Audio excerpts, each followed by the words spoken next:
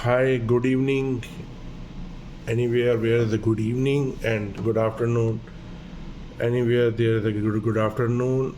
I want to start my topic with the Islamic greeting. Assalamu alaikum to all of you. My name is Dr. Muhammad Kazafi, and you are watching Dr. Muhammad Kazafi Views. I am a consultant neurosurgeon since last 18 years, and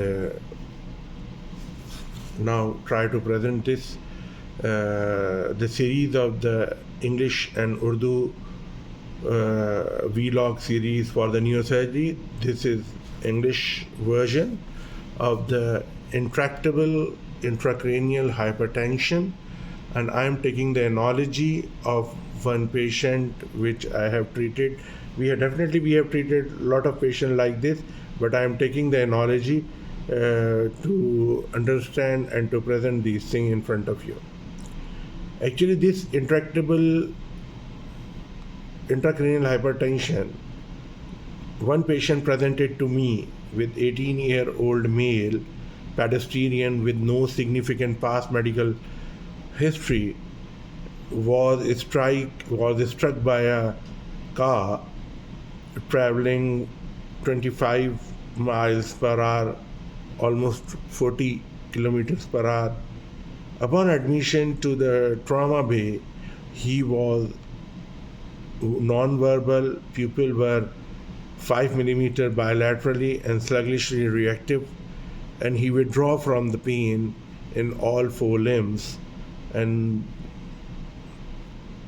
GCS was 7/15 on arrival. So my initial differential diagnosis that definitely because of the traumatic injury and because of traumatic head injury and the poor GCS like GCS 7/15, it is my differential diagnosis such as the epidural hematoma, subdural hematoma, diffuse axonal injury, axonic brain injury, non-convulsive status epilepticus, and then I did one CT scan for him, and CT scan shows there's the advance and there's when I did the CT scan, and the CT scan showed there is a fracture in the pterional area, linear fracture associated with the subdural collection, which is about less than 1 centimeter, and effacement of the sulci and gyri bilaterally. No significant midline shift, but there was a traumatic subarachnoid in the interfalcine area in interhemispheric fissure. So it seems to be the traumatic severe brain swelling, and for further workup we started the advanced trauma life support workup for the other injuries also. So the repeat CT scan after initial stabilization, the basic pre-operative lab we conducted, and the coagulation profile has been done, and so then we consider this post-traumatic intracranial hypertension, and we start to treat like this.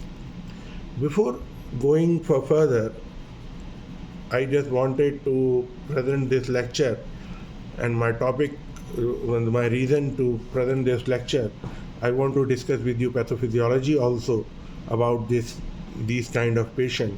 So there are two major mechanisms of post-traumatic intracranial hypertension.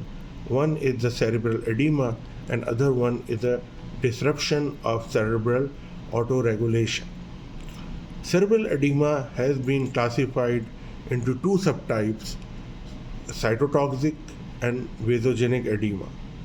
Cytotoxic edema occur when cells suffer an ischemic insult, and ATP is rapidly depleted, and the cytotoxic and the cells lose their ability to preserve their transmembranic ionic gradients.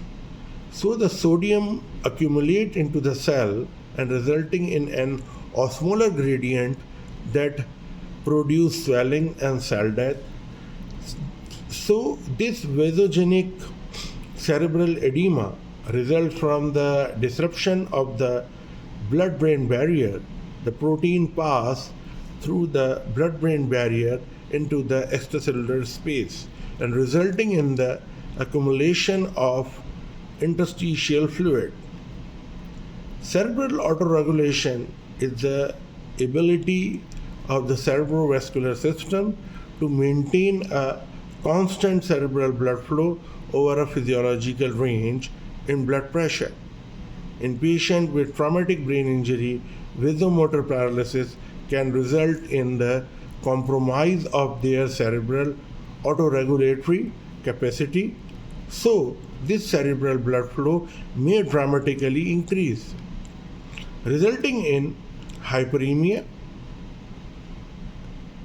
increased cerebral blood flow, and result in elevated cerebral blood volume.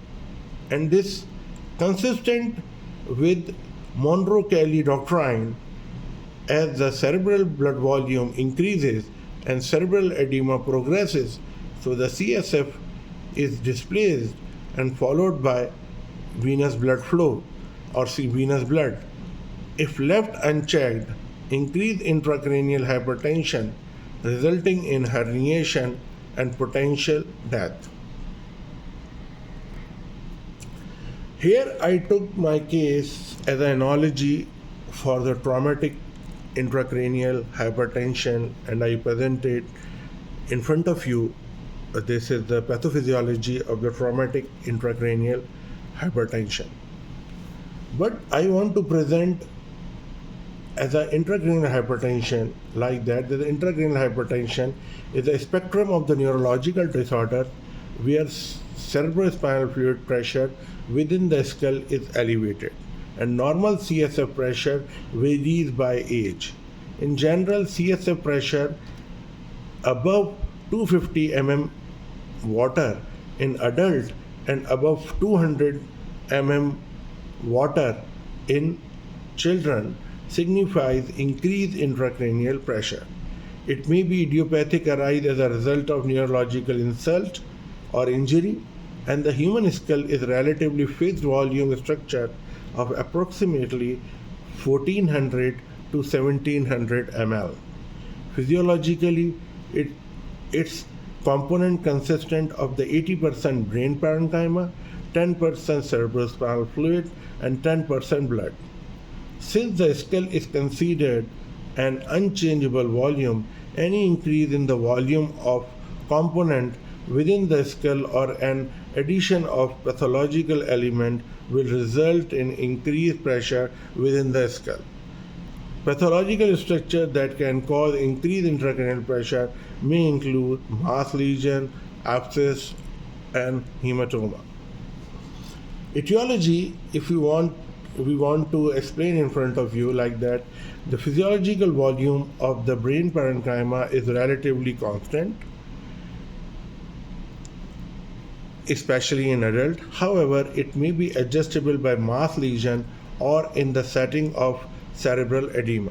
Cerebral edema can occur with acute hypoxic encephalopathy, large cerebral infarction, or severe traumatic brain injury, such as in my patient I presented to you just before. CSF and blood volume in the intracerebral space will vary regularly and as there are the primary regulator of the intracranial pressure. CSF volume is primarily regulated via choroid plexus production at a rate of approximately 20 ml per hour physiologically and through its reabsorption at a similar rate by aragonite granulation that drain into the venous system of the skull. The control mechanism for maintaining appropriate CSF pressure may become damaged in neurological injuries such as stroke or trauma. Increased CSF production above the rate at which it can be reabsorbed, such as choroid plexus papilloma, lead to increased pressure. So this is one example again which can cause increased intracranial pressure. Failure to resorb at a sufficient rate to match normal secretion rate is another possibility and is seen with aragonite granulation adhesion after bacterial meningitis. And the ventricular obstruction may also induce decreased reabsorption of the CSF, causing hydrocephalus. The primary regulator of blood volume is via cerebral blood flow. Likewise, disease that obstruct venous outflow such as venous sinus thrombosis, jugular vein compression, or structural changes due to neck surgery may cause blood coagulation within the skull, thus increasing pressure. Idiopathic intracranial hypertension, also known as pseudomotor cerebri, is a term of increased intracranial pressure due to unknown cause with no known structural changes. Etiology of intracranial hypertension can be divided into two categories: primary or intracranial causes, secondary or intracranial causes. The primary one, which are the intracranial causes, such as the trauma, epidural hematoma, subdural hematoma, intracerebral hemorrhage or contusion, brain tumors, stroke, non-traumatic intracerebral hemorrhage such as aneurysm rupture or AVM rupture. In the same manner, hydrocephalus and meningitis can cause primary or intracranial hypertension, and these are the causes of the primary intracranial hypertension. Secondary or the extracranial causes such as hyperventilation, hypoxia or hypercarbia, hypertension, airway obstruction, metabolic drug-induced seizures, hyperpyrexia, and high altitude cerebral edema. So, exactly what we can say, anytime for the pathophysiology, anytime there is an elevation in intracranial pressure, there is a risk of subsequent injury from direct brain stem compression or from a reduction in the cerebral blood flow. Clinically, cerebral blood flow is elevated via measurement of the cerebral perfusion pressure, where cerebral perfusion pressure is equal to mean arterial pressure is equal to intracranial pressure. So, cerebral perfusion pressure directly proportional to the mean arterial pressure, and mean arterial pressure is, you can say, the intracranial pressure, or we can say the intracranial pressure, if you minus the mean arterial pressure minus intracranial pressure is equal to the cerebral perfusion pressure. So cerebral perfusion pressure is similar term in the presence of blood flow into the brain and is the driving force for the delivery of oxygen necessary for neuronal functioning. Normally, this is constant value of 50 to 100 mmHg due to autoregulation. The impact of cerebral perfusion pressure holds is in the concept that the blood flow will occur from an area of higher concentrate to an area of lower concentrate.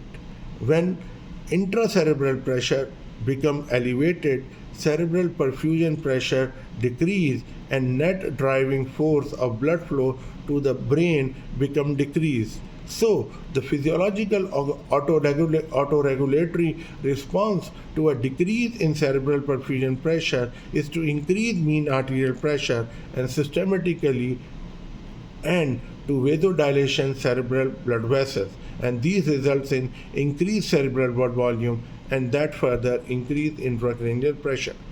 Paradoxically, this further reduces the cerebral perfusion pressure and reducing the feedback cycle, and that resulting in a total reduction of the cerebral blood flow and perfusion.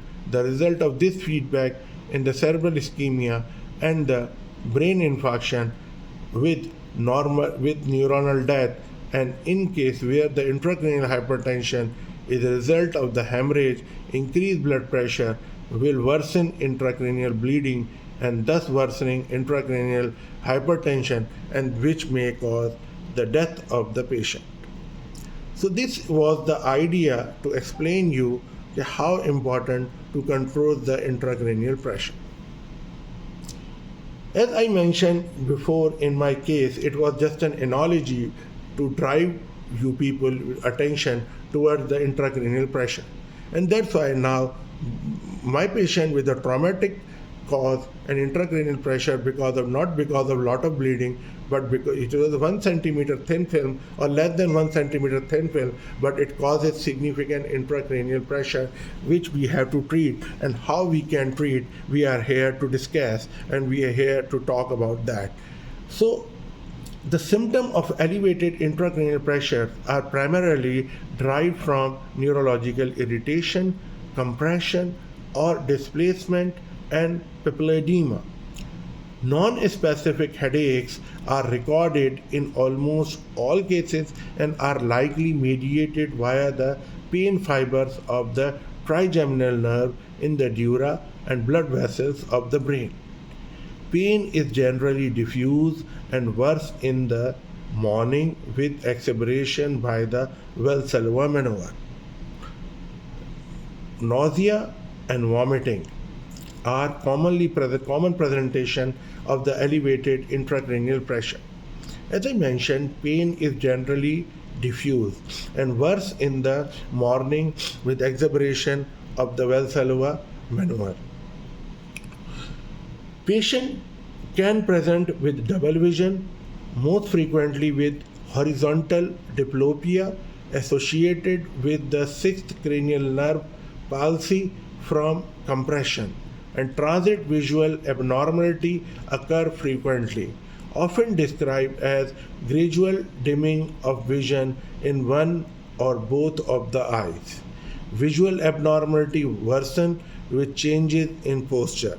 Peripheral visual loss may be reported and most commonly begin in nasal inferior quadrant with subsequent loss of central visual field.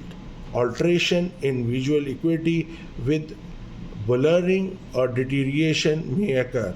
Variable degrees of the loss of color distinction may occur. In more severe or chronic cases, sudden visual loss can occur due to the intraocular hemorrhage. So, the tinnitus with the pulsating rhythm exacerbated by supine or bending position and Valsalva maneuver can occur.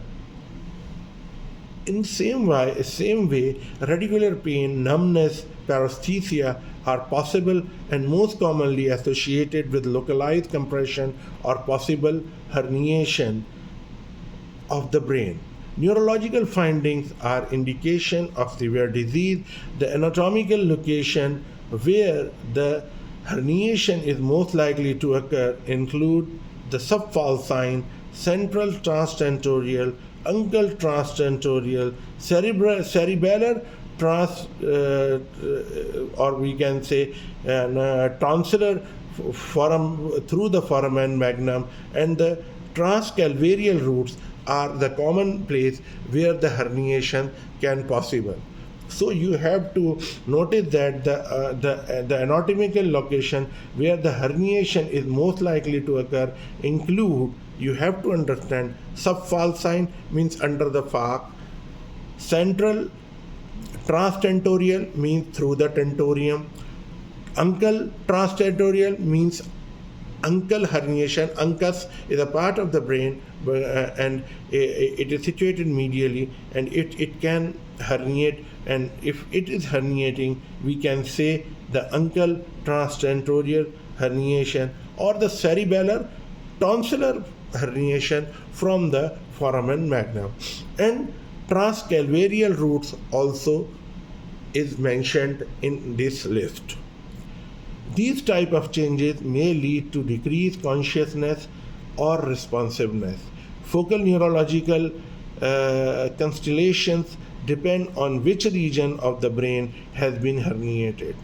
Often, this results in a stupor state or more severely with coma due to the local effect of the mass lesion or presence on the reticular formation of the midbrain.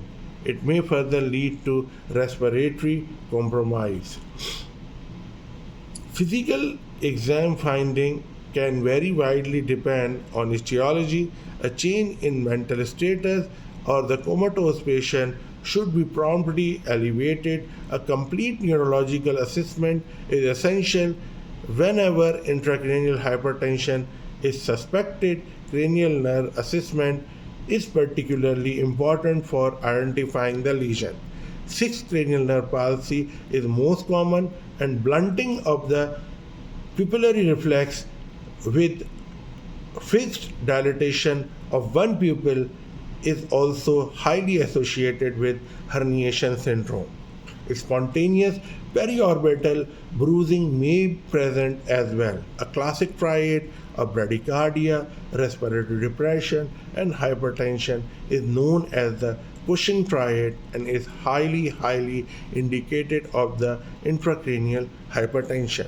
Fundoscopic examination looking for the retinal hemorrhage or papilledema is essential for and confirming it may be because of the intracranial hypertension.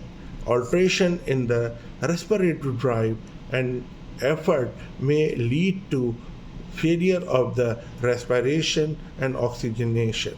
Infant can have a widening of the cranial sutures and bulging fontanelle. So, how we evaluate such a patient? How we evaluate? Evaluation is very important. Complete blood count and complete metabolic panel are usually checked in all patients with suspected intracranial hypertension to evaluate for infection, anemia, electrolytes abnormality. The initial evaluation should include CT scan, computed tomographic scan, or we can say CT scan brain in a general term. So the CT scan finding of the cerebral edema, such as the compressed basal cistern and the midline shift, are the predictive of the elevated intracranial pressure. However, the absence of these findings does not rule out the intracranial hypertension though. So the head MRI is more accurate than a CT scan is evaluating elevated intracranial pressure and looking for the potential etiology. Besides, ultrasonography also can use to measure the diameter of the optic nerve sheath to determining intracranial hypertension. However, this study is limited by operator skill and not frequently used because the operator skill is not universal all over the world.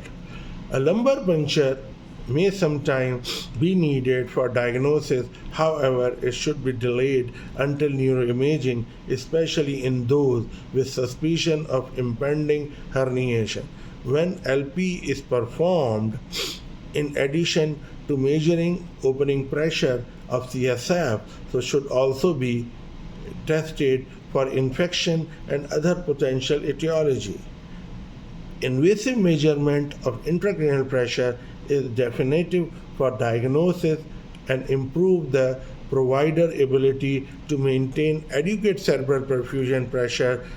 There are four and main anatomical sites used for clinical measurement intracranial pressure, such as intraventricular way by passing the ventriculostomy drain, intraparenchymal. It is also a small tube we can pass intraparenchymal and we can check the pressure. In the same manner, the subarachnoid space and the epidural space, these all where we can put our drains or we can check clinically intracranial pressure. But the ventriculostomy catheter is preferred device for intracranial pressure monitoring and can be used even for therapeutic CSF damage drainage to lower the intracranial pressure, because the ventriculostomy is simultaneously helping not just for the diagnostic purpose or to measure the intracranial pressure, but also simultaneously the therapeutic purpose, so we can remove some CSF from that. But in the intraparenchymal, we don't want to remove the brain parenchyma unnecessarily, unwantedly. So, in that regard, CSF drainage to lower the intracranial pressure when ventricles cannot be cannulated, intraparenchymal device using microsensor or fiber optic transducer may be used, and it is a little some technical in technical term we can say it is more electronic than as compared to the ventriculostomy, because ventriculostomy is more mechanical or more clinical in this regard. Both are have their own values and very important, but intraparenchymal has only diagnostic value, not the therapeutic value. But the ventriculostomy drain we can use for the diagnostic purpose, simultaneously therapeutic purpose. Subdural and the epidural monitor are not as accurate as ventriculostomy and the parenchymal monitors. Treatment of the chronic intracranial hypertension is mainly focused on treatment and reversing the etiology. A sudden increase in intracranial pressure is a neurosurgical emergency and require a close monitoring in an alternative care unit. For acute intracranial hypertension, patients should first be stabilized with healthcare provider aiming for the hemodynamic stability, preventing and treating factors that may aggravate or precipitate intracranial hypertension. So, these patients should have close monitoring of heart rate, blood pressure, body temperature, ventilation, and oxygenation, so the blood glucose input and output, and ECG. Patients with suspected intracranial hypertension, especially with severe traumatic brain injury, should also have intracranial pressure monitoring. It is vital to prevent and treat factors that may aggravate or precipitate intracranial hypertension. The interventions are used to buy time until the underlying etiology is identified and treated and corrected. Keep the head elevated to 30 degrees and neutrally positioned to minimize venous outflow resistance and improve cerebral spinal fluid displacement from the intracranial to the spinal compartment. So we have to keep the head elevated to 30 degrees and neutrally positioned to minimize venous outflow resistance and improve cerebral spinal fluid displacement from the intracranial to the spinal compartment. And hypoxia and hypercapnia can increase intracranial pressure, so controlling intracranial pressure through optimal respiratory management is a crucial, and it is essential to control ventilation to maintain normal partial pressure of carbon dioxide and maintain adequate oxygenation without increase with PEEP.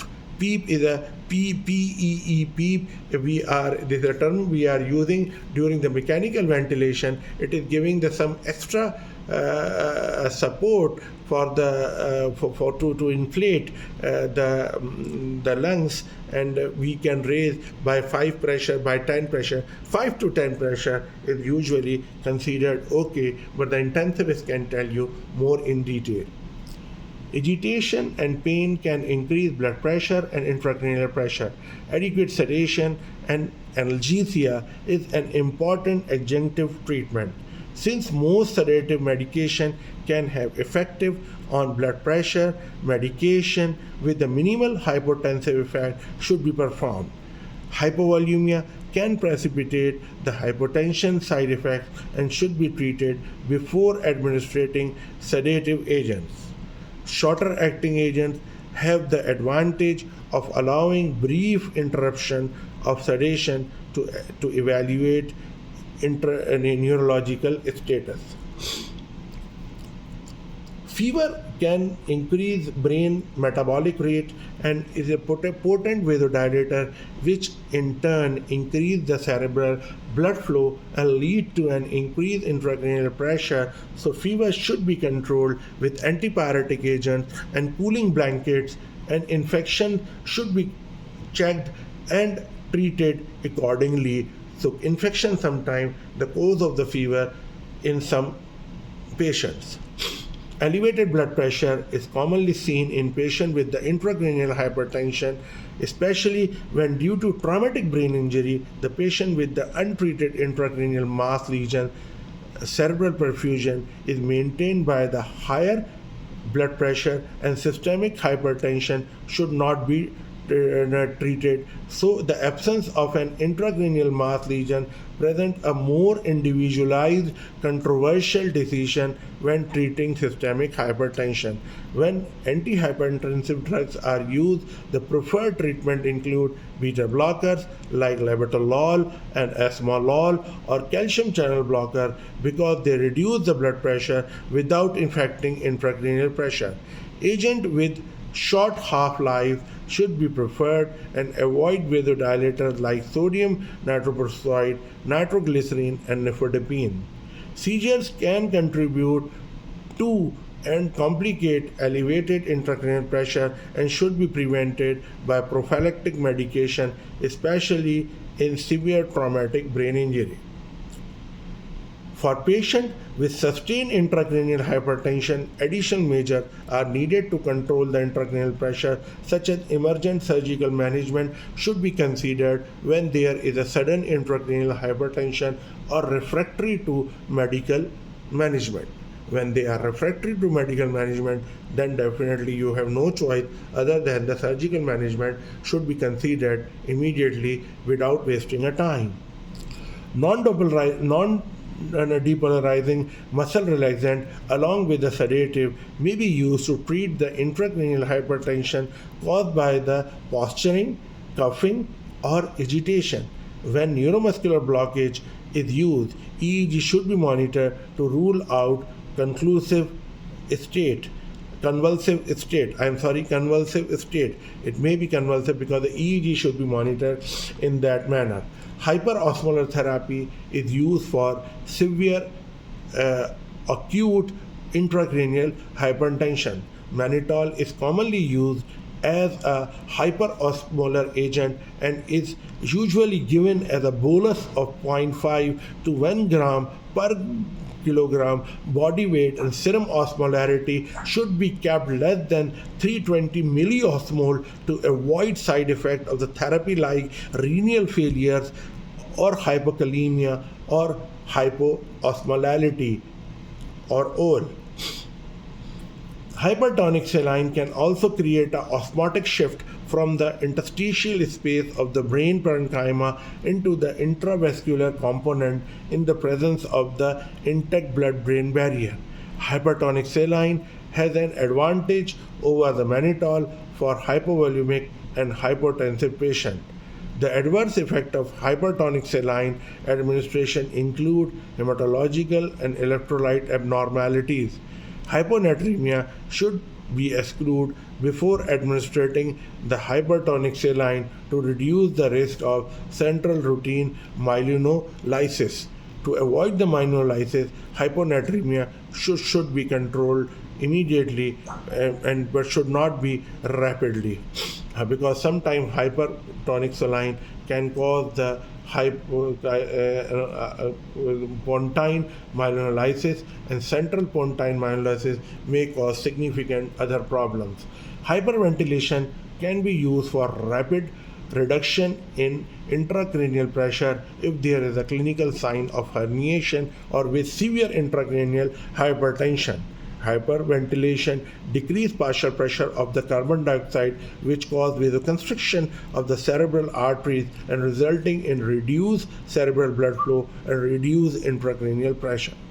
Barbiturate coma should be considered for patients with the refractory intracranial hypertension, and routine induction of the hypothermia is not indicated. However, the moderate hypothermia may be an effective adjunctive treatment for intracranial for increased intracranial refractory to the other medical management. Steroids are commonly used for the primary and the metastatic brain tumors or decreased vasogenic cerebral edema. For other neurosurgical disorders like traumatic brain injury or spontaneous intracerebral hemorrhage, steroids have not been shown to benefit, and sometimes may even be detrimental, and sometimes it can worsen the situation at some extent. Surgical intervention such as the resection of the intracranial mass lesion producing elevated intracranial pressure should be done as soon as possible, and CSF drainage lower intracranial pressure immediately by reducing intracranial volume. The modality can be an important adjuvant treatment for lowering intracranial pressure. However, it has limited utility when the brain is diffusely swollen and the ventricles are collapsed. So the decompressive craniotomy is used to treat, or craniectomy is used to treat severe uncontrolled intracranial hypertension. It involves surgical removal of the part of the calvaria to create a window in the skull and allowing for the herniation of swollen brain through the bone window to relieve the pressure, and we can put this bone in the abdominal wall for the future use. Or if we have a bone bank, if you have a bone bank in your hospital, because this facility is not available in our setup. So if this facility is available in your setup, then you can deposit that calvaria there, and you can get back when you need to do or apply it for that, and you can avoid lot of complication which we are facing when we are putting into the anterior abdominal wall. Differential diagnosis intracranial hypertension can occur, such as the differential diagnosis. It could be the acute nerve injury. It can present like that. Maybe it is a pseudotumor cerebri, or it could be you can say the benign intracranial hypertension, or cerebrovascular ischemia or hemorrhage, or hydrocephalus because of other region, intracranial epidural abscess, intracranial hemorrhage, leptomeningeal carcinoma, low-grade astrocytoma, Lyme disease, meningioma, meningitis, migraine, headache, papilledema, subarachnoid hemorrhage. All these are. Prognosis is highly variable depending on the etiology and varies from benign to lethal, and children usually can tolerate higher intracranial pressure for a long period of time as compared to adults, because there is some flexibility or some plasticity in the skulls of the infants, but it is not in the adult or the ossified skulls. Idiopathic intracranial hypertension is not associated with the specific mortality risk, but the surgical treatment may cause morbidity and the mortality. So the morbidity of the idiopathic intracranial hypertension is related to effect on the visual function due to the papilledema. If not treated, disc edema can cause irreversible optic neuropathy and loss of the color vision or vision in later life. Complications of intracranial hypertension depend on the underlying etiology. Some global dreadful complication I want to discuss with you, or I want to present in front of you, such as like the strokes, seizures, optic neuropathy, loss of vision, stupor, coma, respiratory arrest. For the evaluation and the management of the intracranial hypertension, we need a team, and this teamwork helps us to treat patient and appropriately and properly, and we can get the significant optimum results. So the following specialties are involved in the care of the patient with the intracranial hypertension. Sometimes we need the neurologist in some extent, so we can take the opinion from the neurologist in some cases. Neurosurgeon definitely include in a lot of cases. Interventional radiologists are needed for a lot of vascular issues and some anatomical disparities. They can help us. Intensivist has a huge role in the intracranial hypertension management. Deterrence and the patient education is very important. We have to educate the patient at somehow how these patients who have idiopathic intracranial hypertension and are overweight should be advised to lose weight, because the loss of a little as 6% of the body weight can terminate the disorder, and he will be problem free. Patient should also be educated regarding the potential for disabling blindness, therefore should consult an ophthalmologist soon for any visual disturbances. So there are few drugs like tetracycline that aggravate intracranial hypertension. Patient should but be advised to avoid such agents, because the patient, if there is a potential of intracranial hypertension, it may worsen with this. Tetracycline may cause worsening of intracranial hypertension. The management of the intracranial hypertension is with the interprofessional team, consists of the neurologist, neurosurgeon, intensivist, ICU nurse, internist, and the pulmonologist.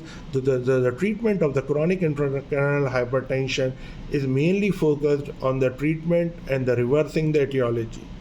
These patients need ICU admission and continuous monitoring. In addition, the patient should have close monitoring of heart rate, blood pressure, body temperature, ventilation, oxygenation, blood glucose, input and output, ECG, everything we have to measure properly.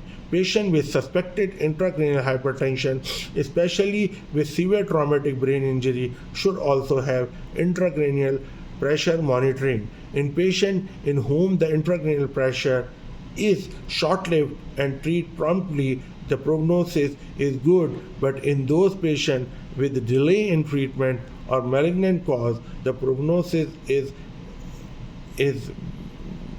unpromised and not good.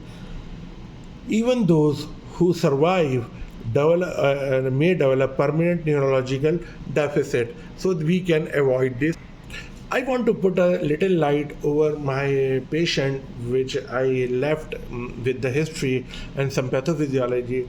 So how this patient can be treated in somehow we try to explain you and how we treated. Actually, the patient was intubated for airway protection, and a low dose propofol drip was initiated by for sedation, and head of the bed was kept up to 30 to 45 degrees, and patient heart collar was inspected and loosened to prevent excessive compression of jugular venous outflow.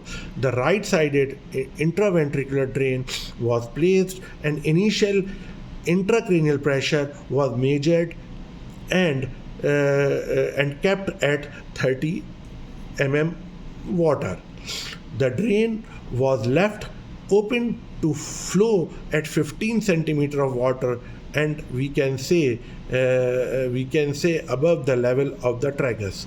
So the patient was bolused with 1 gram per kilogram of the mannitol and 300 ml of the 3% hypertonic saline, and a 3% hypertonic saline drip was started. So the serum osmolality and the sodium were checked every 4 to 6 hourly, and an arterial line was placed and the central venous line was placed, and the blood pressure was strictly controlled, and carbon dioxide partial pressure has been monitored, and ventilation was tightened to target the estimated partial pressure of carbon dioxide between 30 to 35, and seizure prophylaxis was administered, and after initiating these interventions, intracranial pressure decreased to the some level in this teenage adult 18-year-old male. Surgical treatment, I want to mention here a little bit in detail, because the intraventricular drain placement is an effective intervention for the treatment of the intracranial pressure through CSF diversion and is the gold standard for intracranial pressure measurement. Alternatively, a fiber optic intraparenchymal intracranial pressure monitor may be placed if placement of the external ventricular drain is difficult or not possible.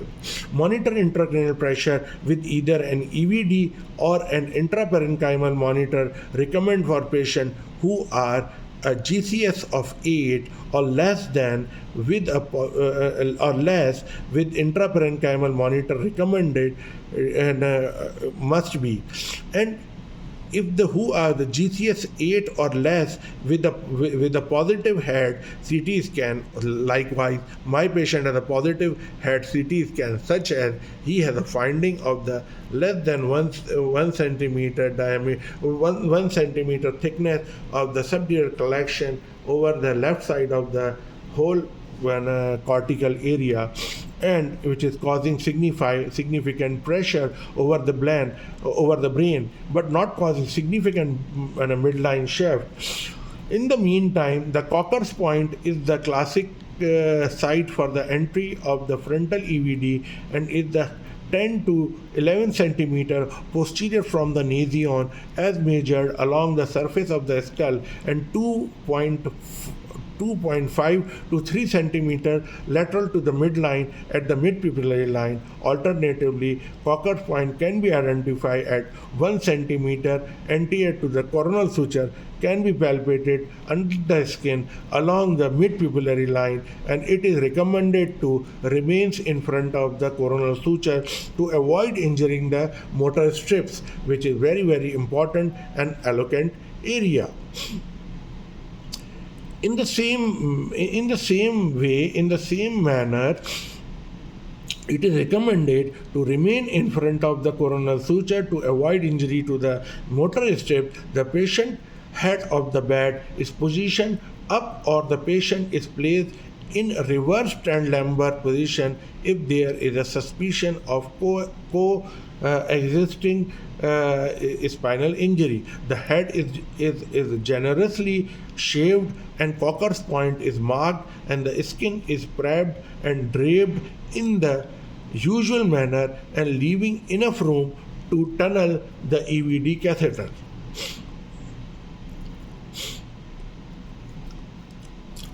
After placement, this subcutaneous infiltration of the lidocaine with epinephrine is performed to assist with scalp hemostasis.